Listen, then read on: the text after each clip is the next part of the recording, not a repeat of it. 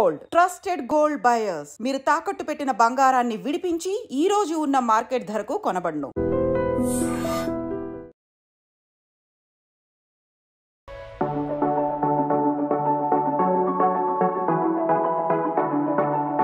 చాలా మంచి ప్రశ్న అండి ఇది. ఎందుకంటే ఇప్పుడు ఎటు చూసినా కానీ వైరల్ ఇన్ఫెక్షన్స్, సో అది చికెన్ గున్యా కావచ్చు, డెంగ్యూ కావచ్చు, లేదంటే ముఖ్యంగా viral respiratory tract infections. So ముఖ్యంగా మనం వైరల్ రెస్పిరేటరీ ట్రాక్ట్ ఇన్ఫెక్షన్స్ కానీ గమనిస్తే ఎక్కువ శాతం మంది ఇప్పుడు ఇన్ఫెక్ట్ అవుతుండేది ఇన్ఫ్లుయెన్జా ఏ అనే వైరస్తో, H3N2 అనే వైరస్తో, అలానే చిన్నపిల్లల్లోనూ కొంతమంది పెద్దవాళ్ళల్లోనూ రెస్పిరేటరీ సిన్సిషియల్ వైరస్తో ఎక్కువ మంది ఇన్ఫెక్ట్ అవుతూ ఉన్నారు. సో ఇక్కడ మనం గమనించాల్సింది ఏంటంటే వైరల్ ఇన్ఫెక్షన్ ఏదైనా కానీ కొంతమందిలో న్యూమోనియాకి దారి తీయచ్చు. అది అంటే కొంచెం 10 to 15% అనమాట. మిగతా వాళ్ళలో ఏంటంటే నార్మల్గా గొంతు నొప్పి రావడం, శ్వాస తీసుకోవడం ఇబ్బంది అనిపించడం, విపరీతంగా కఫం పడడం, అలానే 101, 102, 103 అంతవరకు హై గ్రేడ్ టెంపరేచర్స్కి వెళ్ళడం, బాడీ పెయిన్స్, ఎక్కువ మంది వీటితో ఇబ్బంది పడుతూ ఉన్నారు ఇప్పుడు. సో ఇక్కడ మనం ఎక్కువ మందిలో గమనిస్తుండేది ఏంటంటే జ్వరం రావడం అయితే హై గ్రేడ్ టెంపరేచర్ వస్తుంది, కానీ 1 or 2 డేస్లో తగ్గిపోతుంది. సింపుల్ మన పారాసిటమాల్ తీసుకుంటే కూడా తగ్గిపోతుంది. కానీ ఎవరికైతే జలుబు, తుమ్ములు, దగ్గున్నాయో వాళ్ళలో మాత్రం ఏంటంటే 2 days తర్వాత ఫీవర్ తగ్గిపోయినా కానీ ఈ దగ్గు అనేది అంత ఈజీగా తగ్గట్లేదు. కొంతమందిలో ఏంటంటే దగ్గే కాకుండా బ్రీతింగ్ డిఫికల్టీ, ఆయాసం కూడా వస్తుందన్నమాట. ఎప్పుడైతే ఇలా వస్తుందో మనం ముఖ్యంగా గమనించాల్సింది, మనం కొంచెం అలర్ట్గా ఉండాల్సింది ఏంటంటే వీళ్ళలో ఏమన్నా వైరల్ న్యూమోనియాకి ఏమన్నా దారి తీసిందా ఈ వైరల్ ఇన్ఫెక్షన్ అయితే చూసుకోవాలి. సో అప్పుడు ఏంటంటే ఛాతీది ఎక్స్రే తీసుకోవడం కానీ, అవసరమైతే సిటీ స్కాన్ తీసుకోవడం కానీ చూసుకొని న్యూమోనియాగా మారిందా లేదా అనేది మనం నిర్ధారించుకొని దానికి సంబంధించిన ట్రీట్మెంట్ చేస్తామన్నమాట.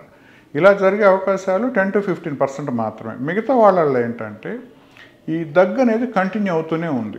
ఎందుకు ఇలా అవుతూ ఉందంటే దీన్ని మనం బ్రాంకియల్ హైపర్ రెస్పాన్సివ్నెస్ అంటాం. అంటే ఈ శ్వాస నాళం లోపల ఏదైతే ఇన్ఫెక్షన్ వస్తుందో అది వైరస్ వల్ల కావచ్చు, బ్యాక్టీరియా వల్ల కావచ్చు, వచ్చినప్పుడు ఆ లోపల ఆ గాలి వెళ్ళే ఆ ట్యూబ్స్ మొత్తంలో ఇన్ఫ్లమేషన్, పూత అంటాం. అలా పూత వచ్చినప్పుడు తగ్గే కొద్దీ ఇన్ఫెక్షన్ తగ్గే కొద్దీ ఆ పూత హీల్ అవడంలో టైం పడుతుంది అనమాట.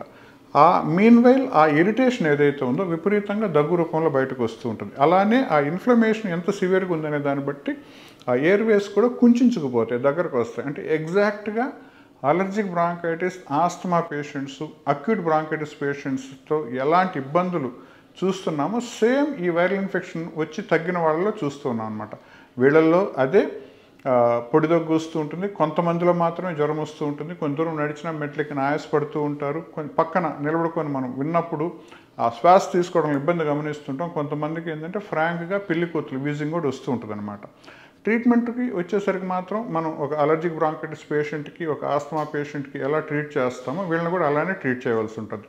బ్రాంకోడైలేటర్స్ టాబ్లెట్ రూపంలో కానీ, మరీ ఎక్కువగా ఉంటే ఇంజెక్షన్స్ రూపంలో కానీ, నెబులైజర్ రూపంలో కానీ ఇవ్వడము, అలానే యాంటీ హిస్టమిన్స్ అలర్జీని తగ్గించేదానికి మందులు, అలానే మూసుకుపోయిన గాలి ట్యూబ్ని తెరిపించుకునేదానికి బ్రాంకోడైలేటర్స్ ఇవ్వడం కూడా జరుగుతూ ఉంటుంది. చాలామందికి ఏంటంటే ఈ ట్రీట్మెంట్తో రిలీఫ్ వస్తుంది. కానీ కొంతమందికి ఎవరికైతే సివియర్గా ఇన్ఫెక్షన్ వచ్చిందో, విపరీతమైన ఇన్ఫ్లమేషన్ ఉందో, ఎక్కువ ఆ ఎయిర్వేస్ కన్స్ట్రిక్ట్ అయినాయి, వీళ్ళల్లో మాత్రం ఏంటంటే ఈవెన్ మనం సివియర్ ఆస్మా వాళ్ళలో ఎలా అయితే స్టెరాయిడ్స్ ఇవ్వాల్సి వస్తుందో వీళ్ళల్లో కూడా ఇంజెక్షన్స్ కానీ లేదంటే ట్యాబ్లెట్ రూపంలో కానీ ఒక చిన్న కోర్స్, ఒక 1 week 10 days స్టెరాయిడ్స్ ఇచ్చి కాఫ్ తగ్గించడం జరుగుతూ ఉంటుంది.